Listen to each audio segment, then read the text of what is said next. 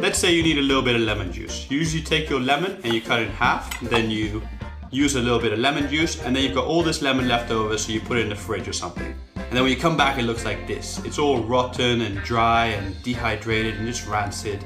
You don't really want to use it anymore, and it's hard and crunchy like this one. There must be a better way to preserve your lemon and still get your juice. Well, there is. This is how. You take your lemon and you roll it, and then you want to take a sort of pin and just poke it in the bottom of the lemon, the exact bottom where the point is here. And then you squeeze and all the lemon juice you want just pours out. Now the great thing is it's got a very small little hole in it now, so oxygen can't really get into it and make it rot, so it will stay fresher for longer. Sometimes you want to spread some butter, but when you take it out the fridge, the butter is super hard and really hard to spread. This is super annoying. So what do? You usually just pop it in the microwave, but the issue with this is it always seems to over melt the butter and make it into a big soupy mess just like this. That can be very annoying. So there must be a better way. Well, there is. You take a cheese grater and then you just grate your butter stick. Yes, that's right, grate your butter stick. Now that's got two added benefits. One, it delivers energy to the butter by the grating motion, which makes it a bit softer, and also the higher surface area makes it softer quicker also. Lastly, it's in this funny, interesting spaghetti-like consistency, which now is super spreadable, so you can just spread it on whatever you want, and you have nice soft butter. Success!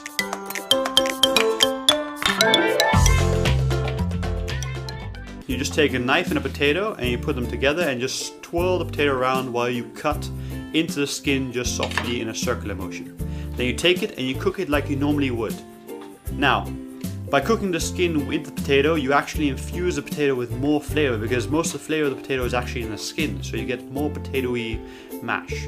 And once you've cooked it, you can just pull the skin off just like this. And it's so much more efficient, you don't waste any potato, and it's much quicker than peeling it. Take a hard-boiled egg, place it in a jar, add a little bit of water to cover. Then you just place your hand over the jar and shake it like mad. And once you're done, which is pretty soon, you just take the egg out and the shell is basically falling off the boiled egg. And it's that easy to remove. Alright. Trick number 5, staying on the same shaking idea. This is a garlic bowl, and I'm just going to place it in a jar, and again, shake like mad. Okay, once you've done that for a little bit, then you just pop it out, and you just remove some of the husks, because they'll get in the way later. Okay, once you remove the husk, just put all these garlic cloves back inside. Alright, put the lid back on, and again, shake like crazy. Keep shaking. Just carry on shaking. And now you just pop it out, and all the skins have separated from the cloves. You can just pick them away and put them to one side. And then you've got these beautiful little garlic cloves, and if any of the skins are still on, you can put them in the jar and shake again, or just easily pull it off very easily, like that. Okay. I hate it when you have old bread and it's super hard and you can't use it anymore. That's why I always keep my bread inside a plastic bag so it stays soft, just like this one here. And then you can still resuscitate it. So here I've got soft bread, but it's very, very old. And to resuscitate it, all you're going to need is just some water. So I'm just going to put this here so I can pour some water over it. Basically just pour the water over it and pour it on the bottom also. And then you want to place it into an oven at 180 degrees Celsius. That's 356 degrees Fahrenheit. And you're going to want to leave it in there for about 3 minutes. And after 3 minutes have passed, then you just want to turn it around and then hit it up for another about 3 minutes. If it's still soft or not done enough, then leave it a bit longer. But once it's done, then you just pull it out and it's crispy again and crunchy, just like it was from the bakers.